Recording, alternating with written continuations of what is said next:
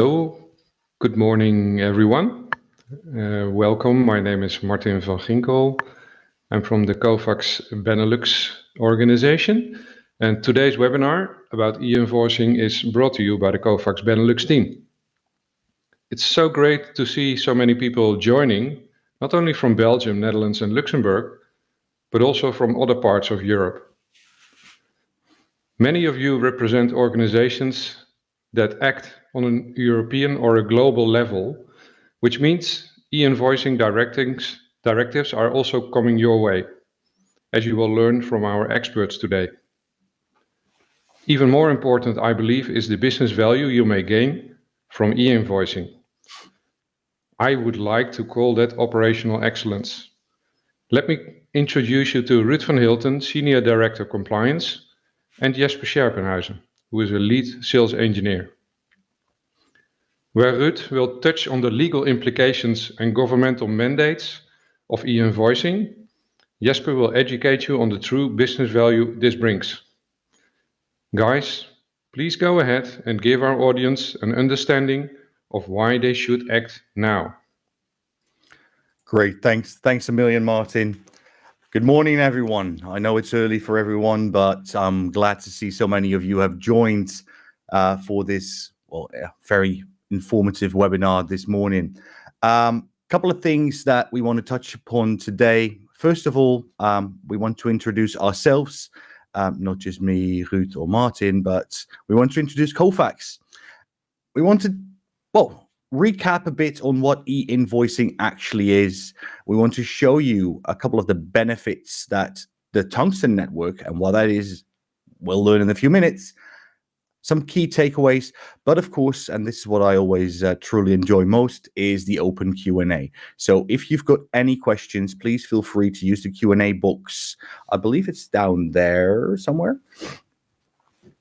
So feel free to ask any questions you want, and we'll make sure to either answer them live during this webinar, or we'll reach out afterwards to answer them one-on-one. So first of all, COVAX. Who are we? I sometimes jokingly say COVAX is around the same age as I am. COVAX is celebrating its 38th year this year, and we've been around for quite some time, coming from the digitalization from paper originally, after which we've started investing heavily into machine learning, AI, NLP, and actually built an intelligent automation company on top of all of that. We've got companies using our software around the globe, and most of you might already have some COVAX software running within your organizations right now. We are, of course, as Martin mentioned, servicing our customers directly, but we also have a tremendous partner network there too. So more than enough occasions for you to interact with COVAX.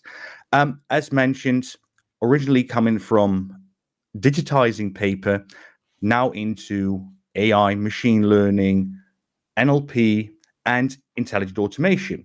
And we are essentially the market leader on a global scale when it comes to what we like to call intelligent document processing, or as I like to call it, intelligent content processing.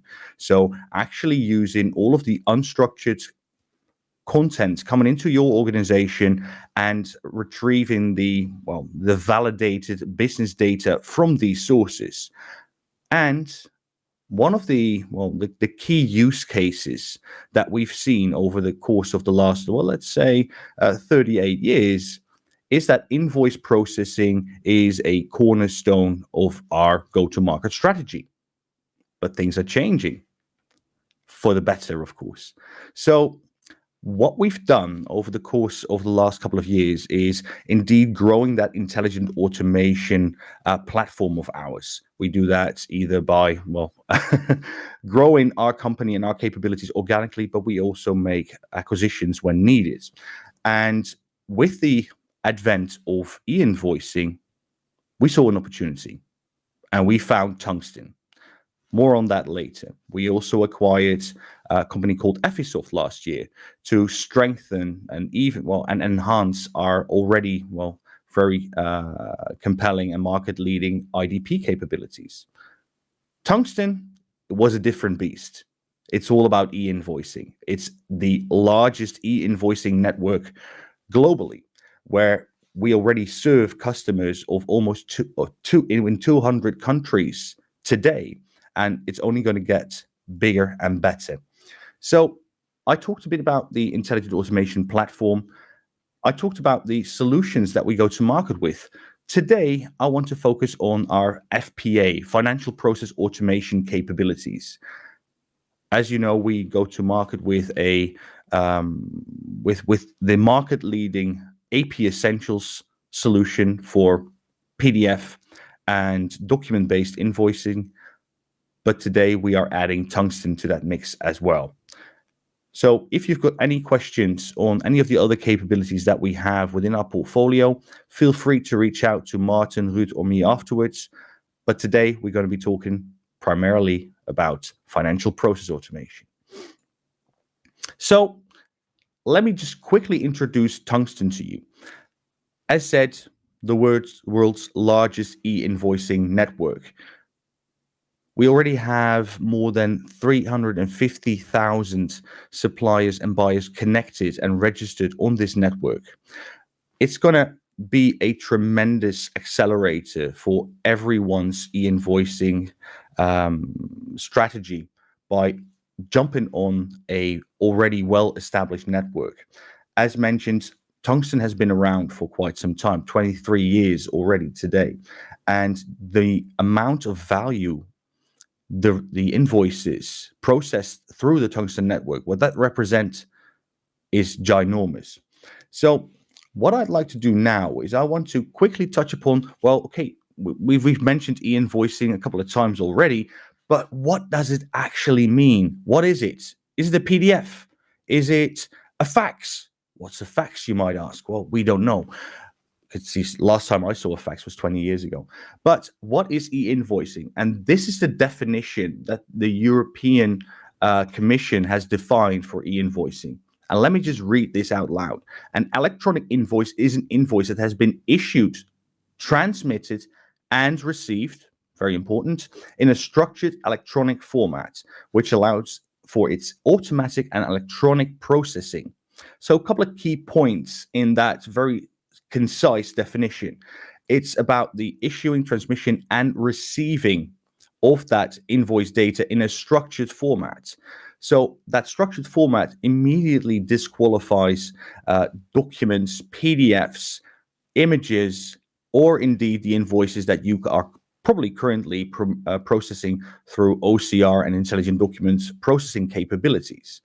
So this is just setting the stage. So when you do want to, or need to, I should say, make the switch to e-invoicing, it's becoming much more clear on what that's going to mean. And if we then look at what some of the benefits e-invoicing will bring, you're going to make sure that all of the invoices that you receive before they actually get into your organization are pre-checked. So is that supplier registered? Can we do two-way matching against the purchase order? Is it indeed signed off legally? And making sure that those benefits go down into your organization. So invoice frauds.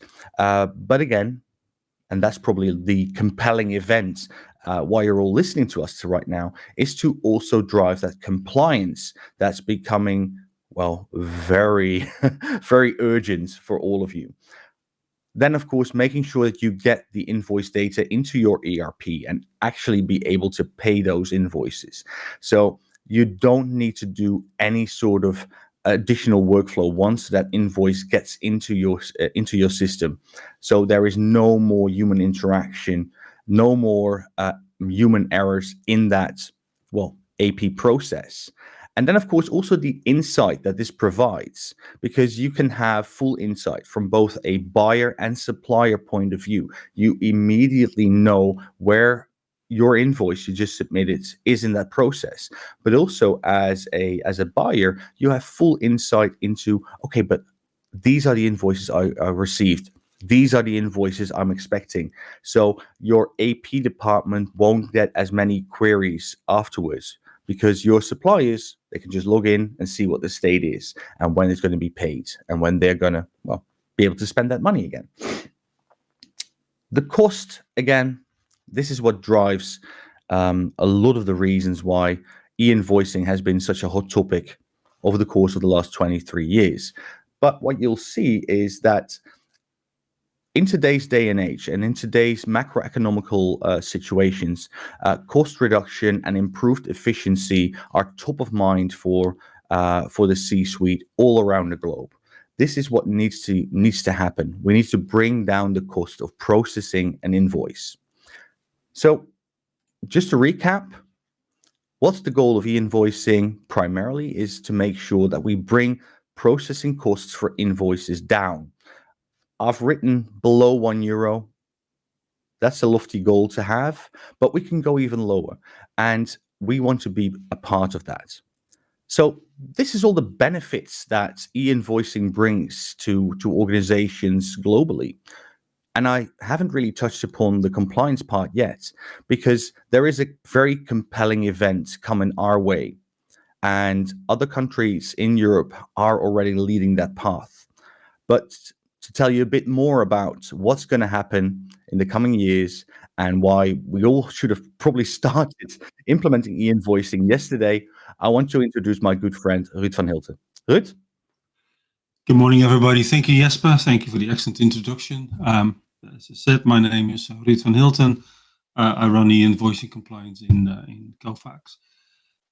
This is also the first time that Tungsten Network was called a beast, which is an interesting description from Jesper just now. So warm welcome from me, and I'm going to talk you through some of the legal implications of and compliance implications of government interventions, but also how the e-invoicing landscape is going to develop over, I would say, the next few years. If you look globally, if you look at the world, you'll see that globally we exchange some 550 billion invoices between businesses each year. That seems like an inordinately large number and almost incredible. But if you imagine that France alone, as an example, processes around about 13 billion invoices, just one country.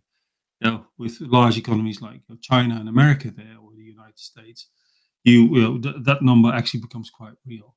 And how is that made up? As Jesper said earlier, there is a definite undercurrent in the market to digitize, to ensure that transactions are electronic. And if you look at the developments over the years of how invoices reach companies, you see that there's always been, and there always will be, paper and PDF invoices. Though even though, of course, if you look at the definition of the EU about what is illegal or what is a compliant electronic invoice, suggests that all invoices really should be structured, and there is definitely growth in that area.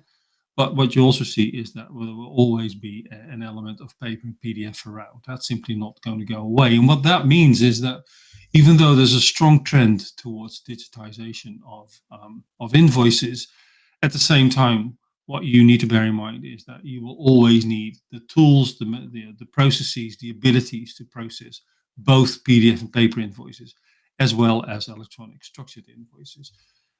As governments step in more, as suggested already by Jesper, structured invoices will absolutely gain ground, and they'll become absolutely more important. You see here structured invoice formats like EDI, ENCOM, VDA.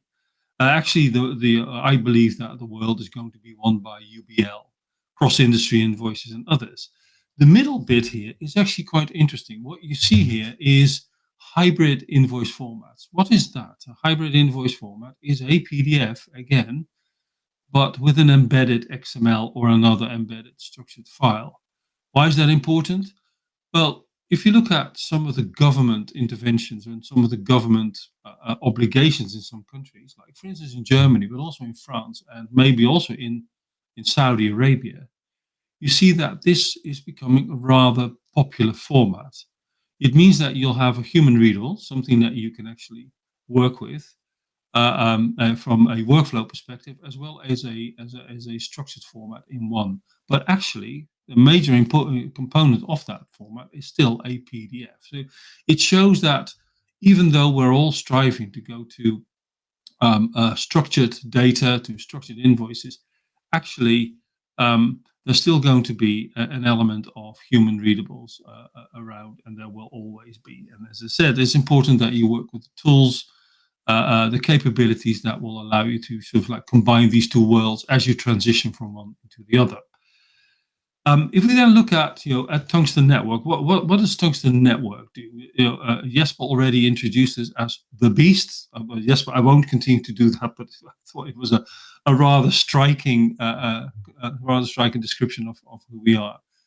So Tungsten Network is a Kovacs company now. As Jesper said, we were acquired last year, and very happy to be part of a much wider FBA family of FBA proposition. When we talk network, and Jesper showed the numbers earlier that you find in our network. When we say network, what exactly do we mean? Well, first of all, you need to realize that Tungsten Network sits in the middle, sits as an entity in between buyers and suppliers, so billers and recipients of invoices. What happens is that we allow suppliers, so the biller, to submit invoice data to the Tungsten Network in any format they want. So we're not mandating a specific format. We're actually also not asking them to do that in a specific layout. We'll take their structured data, or we allow them to do that through a web entry form, which makes it easier for small businesses who don't have a structured format. But it's important to realize that what we receive from suppliers is data. We are not receiving ready-made invoices in the Tungsten Network. Why is that? Because we want to do a level of validation. It was referred to earlier. Invoices ideally are pre-matched, pre-qualified, made compliant, so that you don't need to worry about these things when they come into your organization. So what we do in the middle as the Kovacs Tungsten proposition is that we first of all check on a number of different levels whether the invoice conforms to what we expect to see. First of all, we want to make sure that the invoice is really an invoice. It has an invoice number and it has a line, at least one line. And secondly, we will look at making sure that the invoice is actually correct from a compliance perspective from the country where the invoice originates from. So we'll look at the country where the biller is, let's say it's France, and then we know that in France certain fields must be in the invoice. That is really important. If these fields are not there, we can very often use standing data from the supplier to populate and enrich the data. Now, thirdly, and this is where the business component comes in, the business value component comes in, is we check whether the invoice actually complies with the requirements that you have as an organization to receive that invoice in, say, the right format, pre-matched, it has a purchase order number, that purchase order number is correct for that invoice, so that you know that you can actually process this invoice with the lights out, or if you wish, straight through processing or first time right. So in the middle, Tungsten Network is not just a mailman, it's not just a mailbox. We'll do validations on a number of levels, as I said, global, we'll do a country compliance check, and we will then also do a business compliance check. What happens if the checks are not passed, if we find that there's an issue with the invoice data? Specifically for the first two checks, global and also for the compliance checks, we will reject the invoice back to the supplier. And that's why it's so important that we receive data and not a ready-made invoice. In some cases, we need to report the invoice to the government. There's a tax platform, and that's going to actually happen a lot more over the next few years, and I'll talk you through what that means for you. The results of that process I just described with all these validations is a payload, if you wish, or deliverables back into the recipient. What will you receive? You'll receive a legal invoice, which we create on behalf of the supplier, and we have a legal contract with the supplier that allows us to do that. We'll make sure that any attachment the supplier provided us with, like timesheets or customs documentation or specifications, are also transferred over to you. And last but not least, and very importantly, and this is maybe the secret sauce, is that we provide you with an ERP-ready file. And what is an ERP-ready file? That is a file that is in your format, so in the format that your ERP wants to work with. But it will also have the right coding for currency, date notations, tax, units of measure. So you can actually push that into your ERP and process that as if it, as if it was made for your ERP, and that drives straight through processing. Now you see in the middle in the arrows, you see a comment says connect once. What does that mean? We're not an EDI provider, which means that not every single one of our connections with buyers or suppliers is bespoke or point or one-on-one. Actually, everybody connects once to the network, and by doing that, they'll have access to the entire network and all compliant countries that we operate in. And that's important for the third bullet point you see here, the insulation of customers from complexity and the ability to create business benefits. As I said, you connect once, so you don't need to reconnect. Not every entity is a bespoke connection. You connect as an organization, and every affiliate that you have can be activated on the network using the same connection. This also allows us to enable government connections in multiple countries. The good news is, or actually the bad news for us, is that governments, once they make connections, once there is an obligation for businesses to connect to the government, they'll continue to make changes. We've seen this in countries like Italy, in India, that over time they continue to make changes, but we insulate our customers from that because we need to take on these changes into the tungsten network and ensure that we comply with those regulations. It's a single, consistent outbound invoice data to the buyer, which means that you will be receiving the same type of files always, which means that it's very consistent. Once you are connected to the tungsten network, you can continue to use those connections. Of course, we are in a networking world. That means that we need to interoperate with other parties. And we do have more than 40 live interoperations, so we collaborate with other networks. We're also capable of using PEPL, and we are also part of the Business Payments Coalition in the United States, which in the next few years will become of major importance for e-invoicing in the Americas. I spoke earlier about business benefits. Yes, I'll come back to compliance, but let's look at one company that is and has been a tungsten network user for quite a while. Is also actually a Kofax user, so it's a Kofax customer who also uses the tungsten network. You probably know Mondelez as a major snack company. It's a very large organization. They're active in about 150 countries.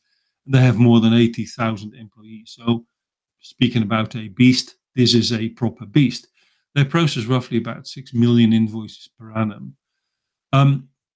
Organizations like these typically have a wider distance, a wider gap between themselves and their suppliers. Why is that? Because they use shared service centers, they have centralized procurement, and very often that means that the direct reach between them and their suppliers has become a little bit more distant. Not necessarily a problem, but if you want to drive electronic invoicing, you need to be very close to your suppliers. You need to collaborate with them, and that's exactly what we did for Mondelez. So we made sure for Mondelez that their suppliers became part of the tungsten network so that we can actually drive that business benefit for them. What have we achieved for Mondelez in a number of years is that we are now passing through first time 74% of their inbound invoices. That means that, almost all the invoices, or at least 3/4 of the invoices, do not need any human intervention, do not need anybody to look at the invoice. They simply pass through the ERP process and are being made ready for payment. And they hit 92% on-time payment, which it means that they have very good control of their days payments outstanding, so their DPO. Where typically they saw in the past that it was difficult for their major suppliers, their complex suppliers, to become part of, let's say, an automation process or a digitization initiative, because these suppliers were not willing to adopt EDI or, let's say, adopt a standard. Using the tungsten network left it completely free to these suppliers to continue to use what they were already using. So we've seen a dramatic increase in adoption of the tungsten network by these very complex and very often very high volume suppliers as compared to before. So this is how electronic invoicing can drive actually real business benefits to an organization. So what are we seeing out there? Because we spoke about business benefits, and that has been the key driver for e-invoicing over the past few years, as Jesper already suggested. If you look at how e-invoicing has been done in the past, pretty much up till now, has always been driven by a desire to make accounts payable faster, in a way cheaper, more visible and more transparent, more controllable by the buyer. And in doing so, there was a strong surge, a strong effort to bring suppliers on board to actually participate in that, because without supplier participation, frankly, there isn't really that much e-invoicing, and that's what we have always seen as a primary task of Tungsten Network, to bring these suppliers on board through supplier onboarding processes. But the world is changing. There is major change happening at the moment. So what are we seeing? So in the past, as I said earlier, e-invoicing was driven by a desire to create efficiencies for the organization. Efficiencies in speed, cost per invoice, as already suggested, bring it below €1, but also making sure that invoice status is visible to both the receiving organization and the supplier. Very normal, very understandable processes driven by business benefit. And we've seen considerable success, as you just saw from Mondelez as an example. They really achieve good successes, have been bringing the cost per invoice down dramatically, but also drove incremental supplier satisfaction in doing this. But what we're now seeing is that governments are stepping in. Governments are actually driving organizations to communicate invoices to them before they are sent to the buyer. This is what is called a mandate or a directive, as Martin said earlier. Why are governments doing this? Well, we'll get to talk about that in a second, but governments generally want much earlier visibility of invoices that are being shared between suppliers and buyers in a country. And in doing so, they want to see the tax liabilities, the tax visibility much, much earlier. The reason for this, of course, is to avoid fraud. And we'll get to speak to that. We'll get to speak about that in a second. Does this now mean that business benefit and governmental initiatives are irreconcilable? Does that mean that we will now all end up having to do what the government wants and nothing else, and that we cannot create business benefit anymore? No. That's not what this means. But it does mean that you need to work with the right partner. If you only do what the government wants in the near future, you'll see that your invoices are not going to be as rich. And that is simply because government objectives are not the same as business objectives. Or, in other words, what the government is trying to achieve is not the same as what you are trying to achieve as a business. So we need to always keep in the back of our minds that, of course, you need to comply. Compliance is inevitable. It's something that you must do. But there is absolutely an opportunity for you to use the government mandates or the directives to drive incremental business benefits. But that, as I said, needs a partner that can work with your supply chain to make that happen. So what we are seeing in the next few years, and actually this has started quite some years ago in Latin America, it has also already moved into Europe, in Italy. But what we're seeing is that governments will be driving e-invoicing with themselves as an entity in the middle. It's unfortunate, it's maybe not what we want to see, but we will all see it's going to be a fact of life in the years to come. Why is this? Why are governments embarking on such complexity? Well, it's basically all to do with the VAT gap. And that's specifically for Europe, but no countries outside Europe are free of this either. So tax gaps are a real problem. So currently the VAT gap in Europe is hovering around 100 billion euros. 100 billion euros of VAT that should come into organizations, should come into governments, I should say. These are outstanding tax liabilities, but are simply never paid, either through mistakes, incomplete reporting, but very often, unfortunately, also through fraud. And governments today have access to the same technologies than businesses do. So whereas in the past, businesses were ahead of governments, they had access to better, more affordable technologies. Today, governments have access to exactly the same type of technologies than businesses did before. And also, if you look at the numbers, 100 billion euros is an awful lot of money. Spending several million to build a platform to receive e-invoices from suppliers is actually, from a business case perspective, a complete no-brainer. As I said earlier, this is not entirely new. This started a few years ago, around about 2011, 2012 in Latin America, with Chile and Mexico being at the front of the pack.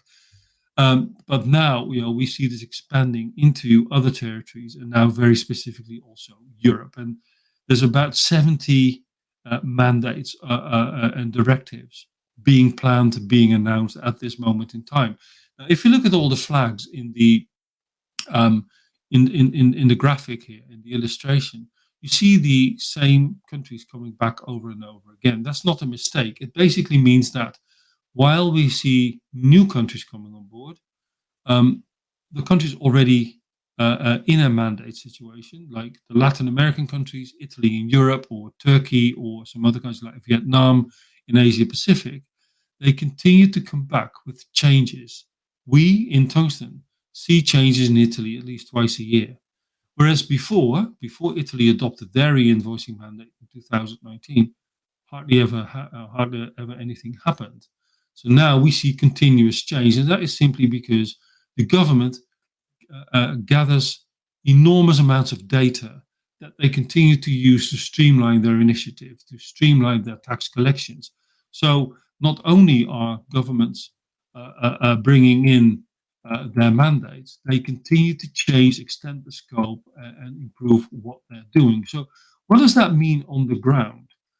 As you can see, these governments are not stopping here. It's a bit small to read, but the point of this is that in the next few years, and actually starting as early as 2023, 2024, and I've actually focused this on Europe alone, we will be seeing a number of countries in Europe that will adopt an e-invoicing mandate. And that means that electronic invoicing becomes mandatory. It becomes an obligation. You'll not be compliant if you don't do e-invoicing. And going back to what Jesper said before, the definition of an e-invoice is a structured format. It starts its life as data, it ends its life as data, and nowhere in the process is a PDF or a paper invoice created. We'll see that in countries like France, we'll see it in countries like Belgium, Spain, Poland, but also we'll see it in Denmark and potentially a bit further down the line in countries like Germany and quite a number of others like Latvia. We can expect all of Europe at some point to move to a government intervention. It basically means that invoices need to be submitted by the supplier to the government in a structured format, and it needs to remain in that structured format. And the recipient, the receiver of the invoice, needs to be capable of receiving electronic invoices. I can't stress enough how much of a change that is. In its, basically in its principle already, you need to move from paper and PDF to a structured format. You've had to do that in Italy, where there's now a fattura XML is the legal invoice. And we'll see in countries like Poland and France, we'll see exactly the same. Now, while the objectives of these governments are all the same, every government seeks to simplify tax returns. Every government seeks to stop fraud, VAT fraud. Every government wants to improve their tax collection. They must. There's a really good reason why they must do this. It's because if they want to borrow money from the World Bank or the International Monetary Fund, they need to be seen to have their VAT collection under control. That's one of the reasons why they are doing this. So in reality, this means that everybody has the same objectives. But the way they go about it, the way each country rolls out their mandate is fundamentally different. If you compare France to Poland, to what Denmark is trying to do, or versus Belgium or Spain, each of these implementations is different. So if you were trying to do this at home, you'd be looking at 4 or 5 major projects that will probably disrupt your business. It would defocus you from what you're trying to do as an organization, and focusing your IT departments, your tax departments, procurement onto having to work with these new mandates. it's going to be really difficult for you to do this by yourself. And that's why you need a partner who understands this, where you can only have one connection, so you can actually bring live all these countries. Because as I said, it is inevitable. You are going to have to do this. Then on the top right-hand corner, you see something about Europe. Frankly, Europe has been remarkably silent over the past few years. They play a role in approving applications from countries to run e-invoicing mandates, but they've never really been trying to standardize anything. And frankly, that is the reason why every country at the moment is launching their own mandate. Again, as I said, with the same objectives, very, very different technological rollouts. Europe is now stepping in. And between 2024, 2025, and 2028, we'll see, I would say, rather drastic changes made by the European Commission about how e-invoicing needs to work in a country, in a single country, but also, and this is really important, between countries in Europe. I could talk about this slide the rest of the day. I won't do that to you. You have other things to do, but actually that comment in itself, you have other things to do, is exactly what I mean when I say don't try this at home. It's going to be really, really difficult to do that. So over time, we'll see more countries moving into electronic invoicing, and even countries like the Netherlands, who don't at the moment have real plans to move into this direction. When you are surrounded by countries who are doing this, at some point there will simply be no choice. You'll have to adopt a form of digitization that is on a national program level. Also, as I said, Europe is stepping in anyway and will force countries to adopt electronic invoicing in some shape or form. So whether you are in a country that's on this list or in a country that's not on this list, at some point this is going to affect you, and it's inevitable. So how do you prepare for this? Well, I know I'm scratching the surface today. I mean, I'm sure that many of you will now want to know a lot more about what will happen in France or in Poland or in Belgium. And please, as Jesper said, and also Martin said in the beginning, reach out to us and we'll be very happy to talk you through all these changes on very detailed level and how this all plays together within the wider context. But of Kovacs context. But how do you prepare for this? There's a number of things I want to leave you with before I hand you back over in the careful hands of Jesper.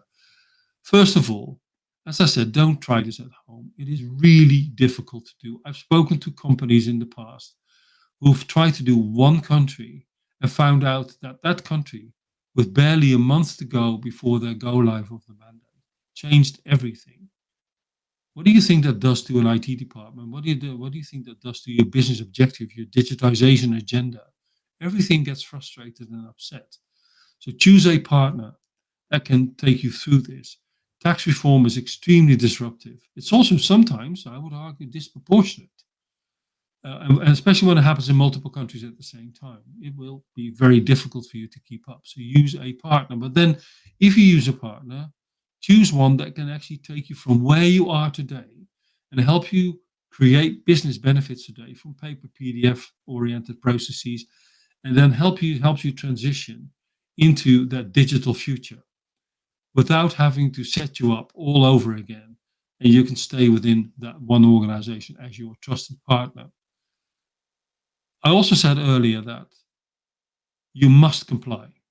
It's inevitable, you have no choice. It's inevitable. However, creating business benefits is a choice. And every single one of these mandates, however terrifying they may be, and however scary they may look, are an opportunity for you to drive additional business benefits. People are going to have to make changes anyway. Why not take the opportunity to collaborate with your supply chain and use your partner to do that for you, to ensure that you actually get better data and not just what the government wants, because frankly, what's good for government isn't necessarily good for business. You need to be working with a partner who understands that and can actually drive better data into your organization so that not only you comply, but you also derive these business benefits. Last but not least, you saw the countries on the slide earlier.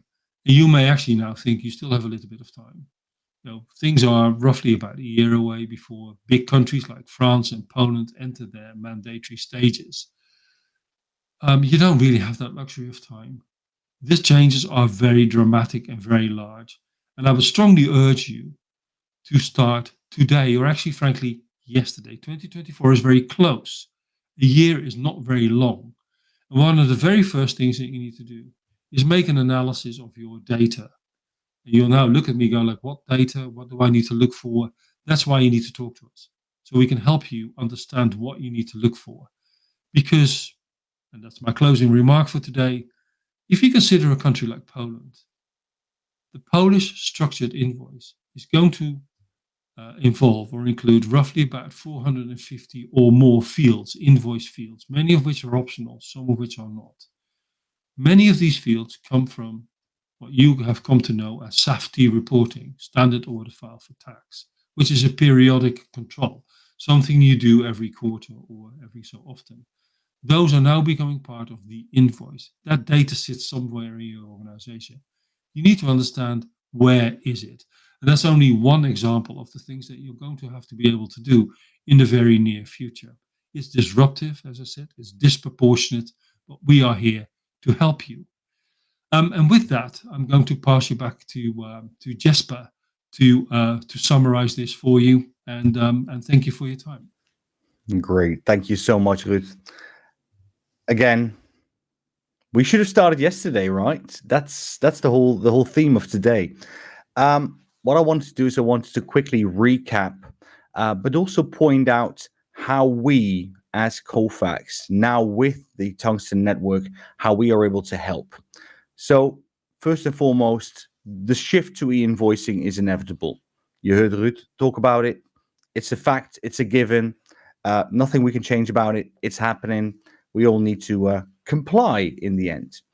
But this will also present a lot of potential for business excellence and business improvement and improved efficiency overall. The benefits that e-invoicing brings that will be, of course, accelerated and, well, with compliance acting as a catalyst, it'll bring a lot of benefit to you and your companies. So the key thing here is you want to consider, as Ruud mentioned, you want to choose the right partner for this. And of course, we as Kofax, we are offering that capability in the form of the Tungsten Network, making sure that you are indeed compliant, but at the same time, bringing home those business benefits, reducing costs of processing invoices. So therefore, we have the combined bundle where you can have that full transition, leveraging AP Essentials today to make sure that you are still able to process any paper-based, PDF-based invoice, but at the same time, ramping you up to the Tungsten Network to, well, ensure compliance, but also the additional benefits that it's going to bring further down the line.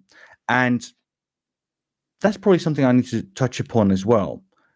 This is not, we are going to provide you this platform and you're on your own after that. No, we will help you every step along the way. We will help you with the processing of your paper-based and PDF-based invoices. We will assist you being connected to the Tungsten Network. But maybe more importantly, we will also help you. And we have a dedicated team for this, for helping bringing your suppliers onto the Tungsten Network as well. We actually make guarantees about the results that you can expect. So let us know if you've got any questions about that. Well, we're almost at the end of today's session, and I do want to make sure we have more than enough time for Q&A. So with that, I'm probably going to want to bring both Martin and Ruud back into the field, and let's see if we've got some questions in already. Martin, did we receive any questions up until now? Yeah, first of all, thanks, guys. Very great presentation. And I really hope this was of big benefit to the audience. Yes, there are some questions coming in one by one now. So why don't I go to the first one? And this says, we are a Dutch global company, and the urgency with the new legislation is not here yet in the Netherlands because there's no government mandate and there's no announcements being made to our knowledge. So why should we care about e-invoicing today? Ruud, maybe you want to take that question? I'd be delighted to, Martin. Thank you, and thank you for the questions. Great question, actually. Yeah, why would you worry? You already said you're a Dutch company, so probably Dutch headquartered, and you have you're global, so you'll be doing business with countries, or you may even be represented in countries where these mandates might apply. So there's two answers to this. One is that, as I said, you might be already working in countries where the government is contemplating or implementing such a mandate. And if you are an established affiliate in a country, you simply must comply. So if that's your situation, it will affect you. The second comment I'd make is that, of course, why would you bother today? Because one of the answers there is because of the business benefits, of course. So there is no need to wait for a mandate in a country to start reaping the benefits of e-invoicing today. Actually, I would argue that if you start doing that today, when a government then implements legislation, you are much more ready, if you wish, much better prepared to do that than when you then need to start from scratch, because you'll already be used to dealing with digitized data. Your suppliers are already electrified, if you wish, so you'll have a much better starting point. And the last point I would make is that when countries around us move to e-invoicing mandates, inevitably cross-border invoices will come into scope as well. So left or right, center or front, you are going to get affected by this. And as I said, why wait until the government takes action? Why not take action yourself? There are benefits around the corner. You can bring the average cost per invoice down below €1. I would take the opportunity today. Great. I think that was a very good explanation. Thanks for that, Ruud. Another question here, that's a customer that's actually using our Process Director solution for SAP, and they ask whether that solution will become obsolete or will it be discontinued, and is e-invoicing replacing that? Jesper, maybe a good question for you to respond to. To immediately ask the question there, Process Director, or the same thing is true for all of our other FPA solutions as well, they won't become obsolete. And we, of course, won't discontinue, and we will keep investing heavily into those products as well. And the reason for that is, if you think back to this slide that showed the 550 billion invoices, there will always be a place for paper invoices going forwards. We'll never get to a point where 100% of all invoices will become fully electronic. That's one thing. The other thing is, there is a lot of additional functionality in the rest of the Kofax, accounts payable and FPA stack. For instance, within Process Director, when it comes to non-PO invoices, for instance. So there is a lot of reason for that synergetic approach to combining the Tungsten network with solutions like AP Essentials, Process Director, any of the other AP and FPA products that we still have, because the future will be hybrid, and the synergies that these will bring will drive even more value than before, with the additional attention on overall invoicing processes. So again, I love the question. Always love to talk about the rest of our Kofax portfolio, but don't worry. Excellent, Jesper. Thank you very much. Next question. What makes Kofax different from the competition regarding e-invoicing? Ruud, a nice one for you. Thank you. I was expecting that question. That comes up. It's a very good question. What makes us different? First of all, of course, we comply. the flags you saw on that sheet earlier, we comply with the regulation. We will continue to comply. That's our pledge. But compliance, in a way, maybe a strange thing to say for a compliance manager, but compliance is, in a way, is a commodity. If you wish, it's you comply or you don't. There's no good or bad way to comply. You can make it easier by using us, but you simply have to comply. Where we are fundamentally different is that we drive business value for our customers. So yes, we do the inevitable thing. We make sure that we comply, but at the same time, we also ensure that we provide the customer organization with better data so that your invoices will flow through without human intervention to the maximum amount possible. As I said earlier, what's good for government isn't necessarily good for business. So while you absolutely must do what the government wants you to do, there is a catalyst here that will allow you to get better data from your suppliers. And that's exactly what we do. So we are unique in providing supplier onboarding services, which means that we actually step into your shoes. We want to bring suppliers on board on behalf of yourself so that we can actually then reach a certain amount of conversion of paper invoices to electronic. That's a unique feature that we have. Yeah, I could go on about this for hours, but that's probably the most important thing is that we don't stop where the government begins. We absolutely want to make sure that you achieve the same benefits as Mondelez did. And of course, the key metric that we want to drive is straight-through processing. And we do that by making sure that the invoice data you receive from Tungsten is A, of course, compliant, but B, so rich that you can process it with the lights out. Perfect. Thank you very much, Ruud. Are there any further questions? If you have questions, please do ask them now. I don't see anything coming in. So if not, I would like to wrap up. Thank the speakers, Ruud and Jesper, for your contribution today.